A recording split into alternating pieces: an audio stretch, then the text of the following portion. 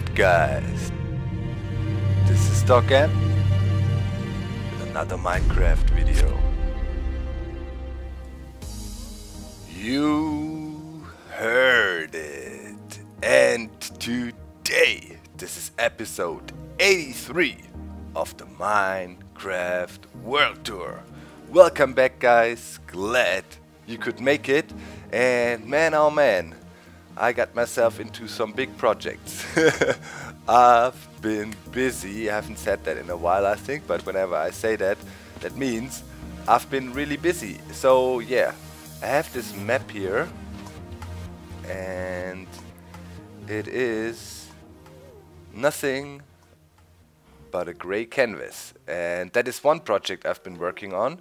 And as you noticed lately, okay, I got the ink sacks here. Whenever I start the world tours, I try to be a bit better organized and have not such a cluttered inventory. So yeah, it's a more pleasant trip for you guys when I show you around. So the first project over the last 2-3 days after I recorded the last episode, what I basically do is I release the episode, and it basically holds me back, you know, to show what I've done lately. It kind of holds me back, so I need to get the episode done, and normally after that I'm super motivated to keep on building and yeah, to make more stuff. And yeah, that's what I always do. Normally release the episode, you know, stay around waiting for the comments and stuff, and keep on building, and then I normally keep on going for quite a while. So yeah, I've been working here on the tunnel system, minecart tunnel system.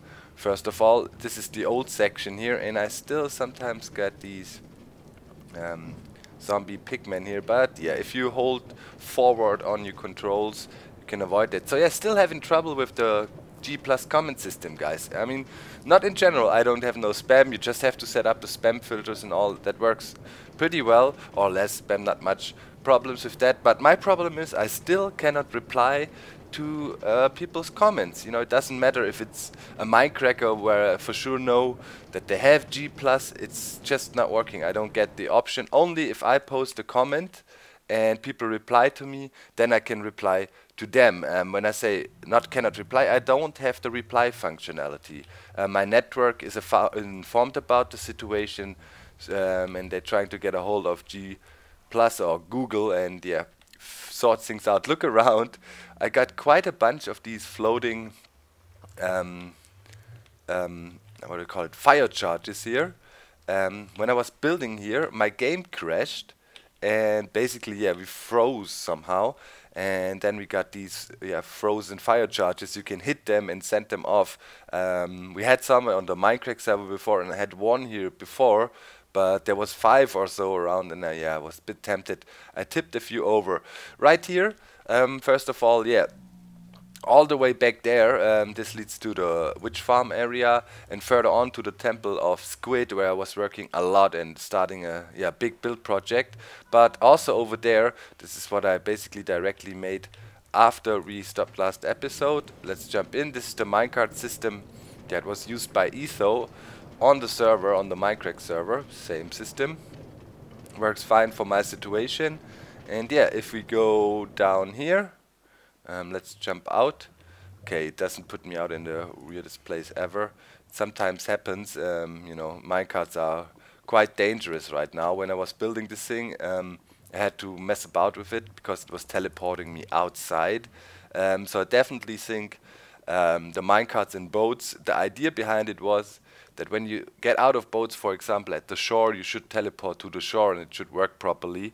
That's alright, but it still should check if there's any closer valid spots available or something, you know, so you don't get shut out. On the Minecraft server, I lost all my gear falling into the void while I was in the end there and trying to XP farm. So yeah, this is the place. This is where I worked last time, knocked out some of the clay, but yeah, I got a bunch of it on top there. Just knocked that out and have the portal here right now. I might move that a little bit, but yeah, over there, that is my canvas project. I've been working on that for quite a while. It's a 128 by 128 area or platform, and so far I have this way to get up. Those are ender pearl elevators, simple designs, and if you teleport on the thing, it is a huge area of sand, which I got from the deserts where we're working most of the time. And yeah, actually, I wanted to use that to draw some kind of Egyptian style artwork, whatever respect or however that will look. I have to think about it still. And yeah, here we have a simple ender pearl elevator. Wait, let me get out. Wait. Oh, here we go. And yeah, you can see the biome over there, how it was knocked out with previously loaded chunks and then generated. And down there's the portal. And if you step up here, we have this huge blank canvas. And yeah, it's represented by this map here, of course, and right now it is blank. So the idea behind it would be I can draw different things on there, and by drawing I mean using different materials and putting it in there, then update the map, put it in an item frame or somewhere, then I can create a new map of this area when I erased it, and so on. I just cannot come back to this area with the map I drew, and then I could make different paintings, custom paintings, and so on in the long run. So yeah, you can see it's 8 by 8 chunks. That is that 128 area, which is a minimum map and not zoomed out. And yeah, kind of marked out the chunks here. It's always 16 with colored clay around, which is not on the map. Only the sand is the 128, and yeah, those blocks on the outside are block 129 and 130. So yeah, the idea of course would be I have some dirt with me. If I'd go down now, and I just have this platform up here to kind of look down, but of course you could also check with the map. And whoop, phone is ringing. Be right back. Alright, girlfriend just called. She wanted to know if everything is alright. We have a little problem in our bathroom. There's a little leak in one of the piping thingies there, and yeah, we had someone to fix it, and yeah, but a different story. So the plan with that canvas here is, right now you can see it's clean, and if we would, I don't know, paint stuff on here, for example, let's make a little square. Oh, by the way, a night passed by while I was on the phone. And yeah, that's the problem with the thing. I have no torches on there yet. And during nighttime, a crap load of mobs spawns, and it's like infestation. It's a perfect spawning space for them. The torches, by the way, you would not see them on the map. I was just not, had not enough time to set them up, because I wanted to set up the torches also in some kind of a grid. That was my idea, so to help me with the orientation a bit, because yeah, if you're somewhere in the middle, it's a bit hard to tell, you know, in which chunk you are, and if you want to paint stuff on here, you need to know where you're at. And yeah, this is basically the idea then, of course. Yeah, you can see it's getting updated, and this is how a dirt would look, for example, a nice brown on there. And then, you know, I could stick that map into an item frame and have, all kinds of stuff going on. When I was thinking about this stuff here, I also had a cool idea for some kind of cool thing you can do in Minecraft with these item frames and some kind of cinematic effects. Talked about it with the SipCrowd guys. We might try to do it. It's quite the effort as we plan to do it vanilla style, but yeah, we'll see. So yeah, this is my canvas, and I will be able to make me custom paintings, and I'm really looking forward. Oh, that was a bad toss. Really looking forward to try that out. Okay, let's. Whoop. That pearl just got reflected by the water. Come on. Ah, we made it. Alright, so let's keep on moving. So this is the canvas project. You will see more of that in the future, of course. And yeah, let's keep on going. Let's see. I had a minor issue with one of the minecart stations still, because of the weird behavior of minecarts when you exit them. And yeah, let's see. I think it was around here. When I exited the minecart, it teleported me inside this cage here. Let's see, I tried to modify some things. Let's see if it happens again. Yes, of course. This is just stupid. Now I'm trapped in my own thing. This is the cage I use if I want to trap witches in the end here.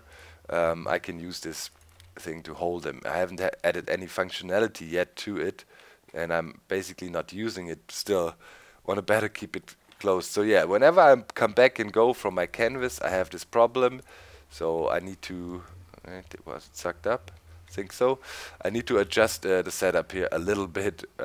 Maybe extend the room to this side so I have actually another option to exit, or put half slabs in there or something. We will see. And also this horse broke loose again. Don't know why that happens.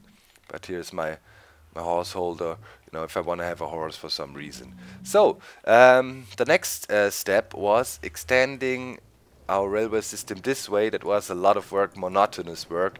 I'm not a big fan of making these nether tunnels, but it is done now. Before we had to run here all the time, back and forth, and it was really dangerous because we had lava below and gas were shooting from all kinds of directions.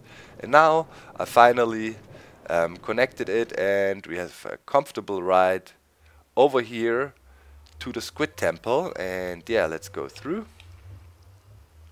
Still the Squid XP farm here. I have so much insects by now. I have to think about something, how to turn it off. Yeah, there's insects here. There's insects everywhere. Let's have a quick look. That is full. That is full. That is full. Yeah, I've been spending a lot of time around here. I mean, who the heck? Oh man, they keep on dropping. Needs literally thousands of these insects. I don't even. Well, I must make something black, something epic that needs a lot of black wool or something, or dark clay. Well, I've been working around this place quite a lot, and yeah, to see the effect nicely, we must go upstairs, and I can't turn around because then you would see it, and go outside, and then we look at the thing I made, which is pretty complicated, and I like it a lot. And here we go. Yeah. This is my entrance system to the Temple of Squidward. It is quite the thing with a bunch of functionalities, and yeah, I got these two figurines sitting in front, which I think turned out really nice. This is representing, you know, if you think about Egyptian stuff, the Sphinx and so on, and other pharaohs, they always had these hoods on. And that is what is represented by these trapdoors and the little wood block on top, and they're sitting there. There's the tail, and I kind of carved it out around with stairs, and it's sitting on some purple wool blocks there, or blue, or whatever you want to call that, which I used inside as well for the kraken and stuff. So yeah, I think those things look really, really neat. Turn out nicely. Yeah. Simple things, you know, you can only go so small detail wise, and that is basically the smallest size I felt you could go detail wise, and it would still look kind of what it is supposed to look like. And yeah, this is the vault gate here. This is a 4x4 door. This is a mumbo jumbo design. And back there we have more stuff, and I'd say we just check out the effect before we explain how everything works. So we walk up here. Of course, the vault door is closed. Later on, there will be a huge pyramid, and this, as you can see, will be as well a huge figurine. I think right now these, you know, lines here represent the cap the pharaoh is wearing. If you imagine the head there, and it goes up further, you know.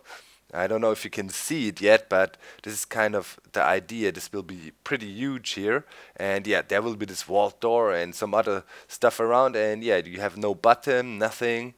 It's clean around here. You can't get in. And the idea was to have a secret door. And yeah, the secret door is activated by cacti, which you have around here. And yeah, when I come here, I can just pick a cacti and operate the system. Wow. So if I go there and toss dirt in, for example, or any other block, and we don't want to test it with our tools because it gets destroyed. So it's a tunnel, you know, I tossed it in. You can hear some clicking sounds, some things, nothing happening basically. And yeah, you can toss more in, you could spam it. It would not lock the system or break the system. And nothing happening. And now, oh man, it's getting nighttime. Let's quickly kill the zombies. Let's say we want to get in there, and well, we know the trick. We got our cacti, toss it in here or there, one of the two places, and the gate opens, light goes on, and all kinds of jazz happens. Light goes on top, you see a squid swimming about, and yeah, we be welcome to the temple. and yeah, the flames are burning, and you walk down into the area, and you would be welcomed by the large screaming squid and falling burning squid burning or falling from the sky, which is still an impressive yeah, entry here. And yeah, quite some redstone trickery involved with this project, but it's nice and compact and cool system. I like it now a lot. We can also operate the system from inside in case you want to close the door, and then you can also see how everything looks when it's not lit. So about that, pretty dark in here now. And this is how the door looks from behind. I might look into some ways to conceal that still a little bit so it looks more impressive. You basically would just have to push out some blocks here maybe to kind of disguise these piston arms. Then this door would also look okay from the back side here. But it's a 4x4, super fast, nice design by Mumbo Jumbo. It opens in under a second, 0.5 seconds or something, and yeah, with all these effects here going on, lighting up the squid aquarium on top and the staircase lighting. And it's getting dark. That is a bit stupid when I want to try to explain things, so over there I should be able to sleep. See you in a sec. Alright, so let's have a look at things. Right now the door is opened. That means things inside are activated. Let's quickly go on top so you can see. Here is the 4x4 door designed by Mumbo Jumbo. As usual, I will provide a link in the video description and you can look it up. Really fast, easy to build and fairly compact door. And yeah, this is how I have set it up. And right now the door is open. As you can see, these pistons which represent the top row of the 4x4 door are retracted and no power on them. And yeah, I have a little line going off with a little bit of delay, and it goes over to this place. And below this we have a squid. His name is Mumbo. I named him actually so he doesn't disappear.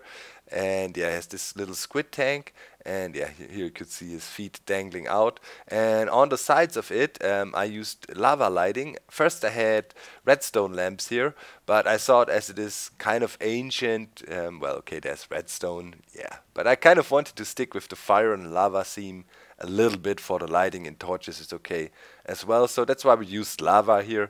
Glowstone lanterns were easier, but yeah, or redstone lamps, how they're actually called. So yeah, when this is opened, as you can see, also these pistons are retracted, the lava flows down, and there is yellow glass below this, and yeah, at the sides of the squid tank, and you can barely see that, or you can actually really not see that. If you look into that, there's passive lighting here in the corners. Well, if you really look closely, yeah, you would probably see it, but when it's dark you cannot really see it. Kind of blends in nicely and gives this passive lighting, and your main focus is on the squid anyway, so you don't really look into the corners, I would say. But yeah, it's passive lighting, and on top you have the sandstone ceiling. And yeah, this is how the squid system is hooked up here. I wanted to have this effect as well to kind of, you walk in and then, okay, this is the squid temple, and it lights up on top of you. So this is when the door is opened, and when the door closes, of course, redstone line triggers, and yeah, system triggers. So let's go inside. I guess a good way to do it would be here. Yeah, it's fairly good. Lots of redstone going on inside, and yeah, this is parts of the old setup here, parts of it, and there's new components added. So this is the trigger system that triggers the lighting system for the tunnel. And from here now we have another control line coming in, and this control line here has a falling and rising edge detector, and that means whenever we trigger something with our figurines outside, we will trigger this system, and we will switch it either on or off. So basically what I did before, I had the buttons inside directly connected to the thing, and you could trigger and switch off the lights. Now I bypassed that and connected the figurines outside, which have a special system to them. But also, as you can see right here, the buttons are connected again. This is this line, and this line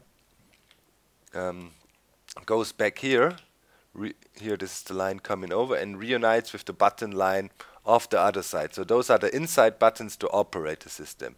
And yeah, they come down here, hit this redstone wire, go all the way up, and yeah, hit this dropper flopper here again, which is a T flip-flop. And this is the master switch that basically controls the whole setup. This dropper flopper here. And to the right of us, you can see the system that is operating the figurines upside the door locking, unlocking system.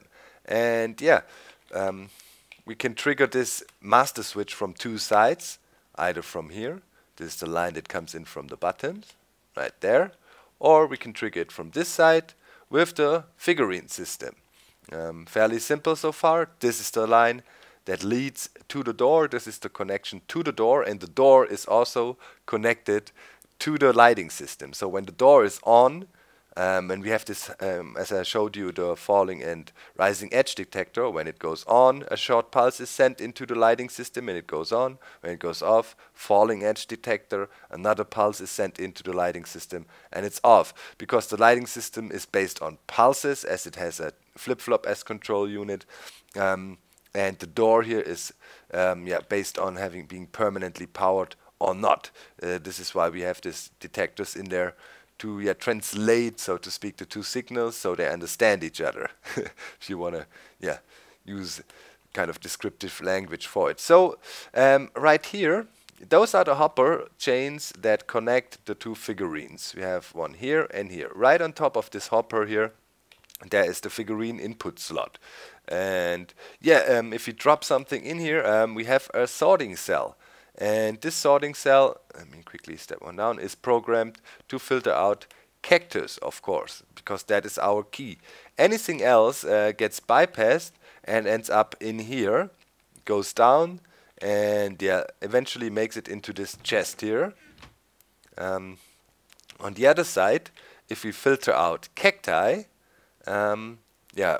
it also goes through and also ends up in this chest in the end. But there's a huge difference. When the sorting system is activated, this torch here will be unpowered to let items through, namely here the cacti items. So that means here this repeater would be unpowered, and once again we have a falling edge detector here. That means when this thing goes off, this setup is triggered. And what happens when you trigger this setup, as this is the master switch, door will open, light show will go on, and of course the squid show will start, or the squid lighting thing.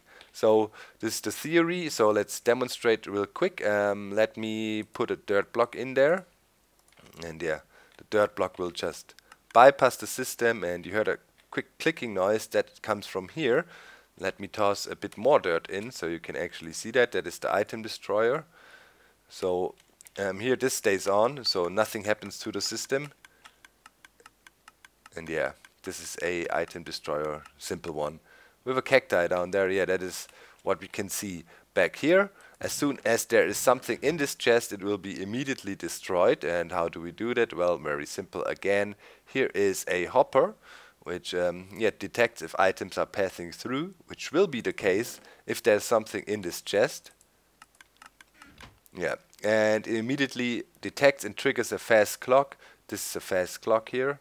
Comparator set on subtraction mode, and looping back into it, and then we go into the dropper there, and the dropper of course shoots all items down into this chute, onto the cactus, and destroys them.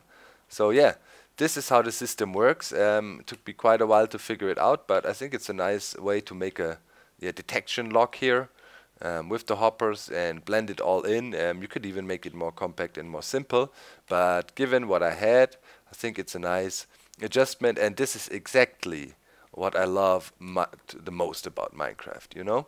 You take something like this 4x4 Mumbo Jumbo because you think you need a vault door, and then you start adding your own little tricks and quirks and things, and make the design something unique.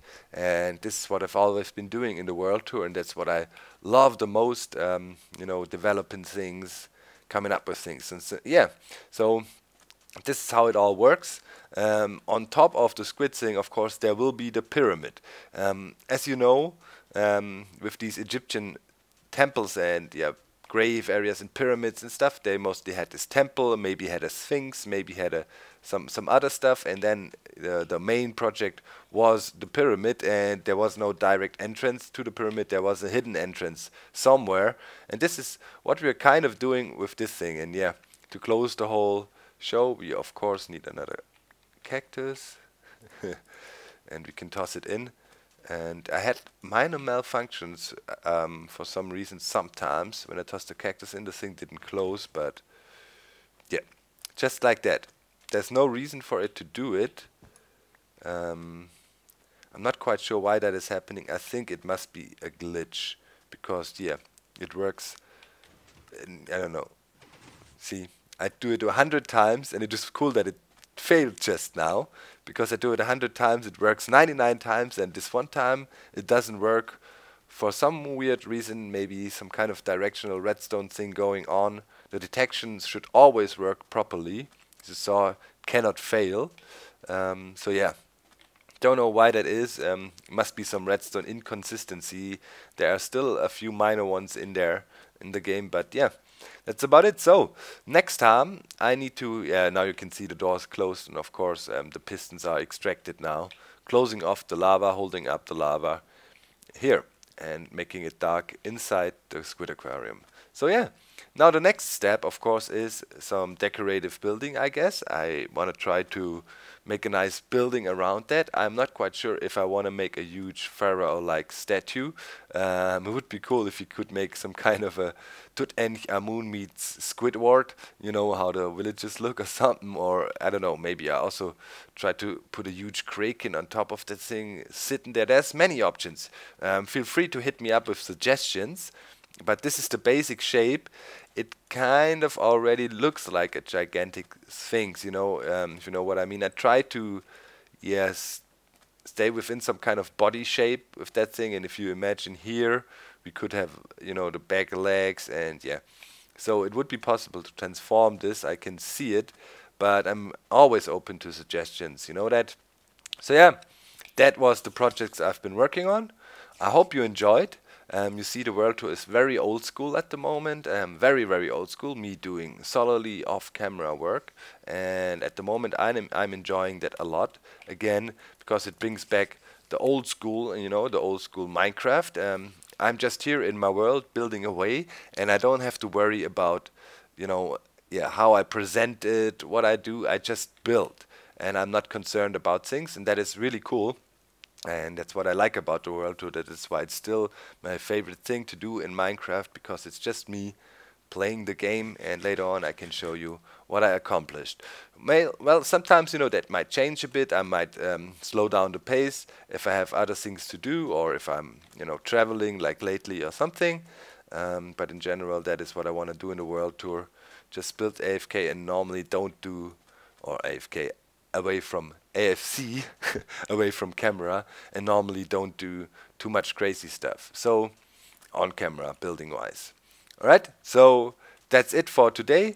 Feel free to leave a comment on my main top thread comment. I will try to do that over the next time. Hopefully my Google Plus situation gets fixed. I know I'm not alone. There's other people having these issues, that they are connected to Google Plus correctly. Everything shows up. They can comment, but they cannot reply to anybody. The only exception is, and that is why it is so strange, as soon as I post a comment and you guys reply to my comment, the reply button suddenly shows up and I can communicate with you.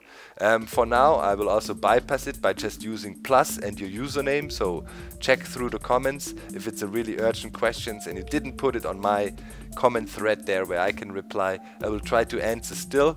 It makes it really hard for me at the moment, you know, to keep my comment frequency or answering frequency up because of that issue. I really hope it gets fixed soon, because I like it a lot to be able to directly communicate with you guys. And yeah, that's it for today's episode. I hope you enjoyed. I hope you liked the new builds. I like them a lot here in the desert. I'm having a lot of fun developing this project here. See you next time. Please leave a like. You know the drill. It helps me a lot. I'm out. Bye bye, guys.